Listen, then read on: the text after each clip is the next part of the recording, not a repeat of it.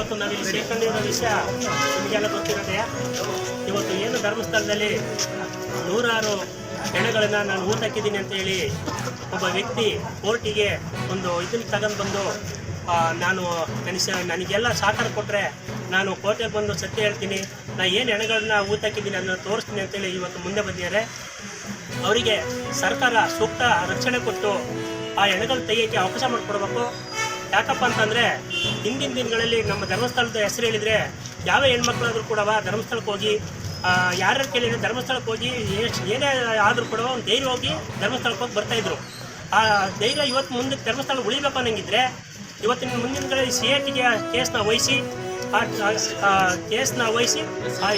S I ಟಿಗೆ ವಹಿಸಿ ಆ ಕೇಸ್ನ ಎನ್ಕ್ವೈರಿ ಮಾಡಿ ಸರಿಯಾಗಿ ಸೂಕ್ತ ಕ್ರಮ ತಗೋಬೇಕು. ತಗೊಳ್ಳಿಲ್ಲ ಅಂತಂದರೆ ಧರ್ಮಸ್ಥಳಕ್ಕೂ ಕೂಡ ಮುಂದಿನ ದಿನಗಳಲ್ಲಿ ಕೆಟ್ಟ ಹೆಸರು ಬರೋಂಥ ಸಾಧ್ಯತೆಗಳು ಇರೋದ್ರಿಂದ ಸರ್ಕಾರಕ್ಕೆ ಒತ್ತಾಯ ಮಾಡ್ತಿದ್ದೀವಿ. ಆದಷ್ಟು ಬೇಗ ಕೇಸ್ನ ಸರ್ಕಾರ ಇದ್ರ ಬಗ್ಗೆ ಸೂಕ್ತ ಕ್ರಮ ತಗೊಂಡು ನ್ಯಾಯ ಒದಗಿಸ್ಕೊಡಬೇಕು. ಸತ್ತಿರೋಂಥ ಹೆಣ್ಗಳಿಗೆ ಆಗಿರ್ಬೋದು, ಅವ್ರ ಮನೆಯವರಿಗೆ ಆಗಿರ್ಬೋದು, ಯಾರು ಆ ಥರದ್ದು ಮುಂದಿನ ದಿನಗಳಲ್ಲಿ ನಡಿಬಾರ್ದು ಅಂತ ಇಡೀ ರಾಜ್ಯಕ್ಕೆ ಕೂಡ ಇದೊಂದು ಕೆಟ್ಟ ಹೆಸರು ಆಗಿರುತ್ತೆ ಅಂತ ಹೇಳ್ತಾ ನಾನು 2 ಮಾತು ಮುಗಿಸ್ತೀನಿ.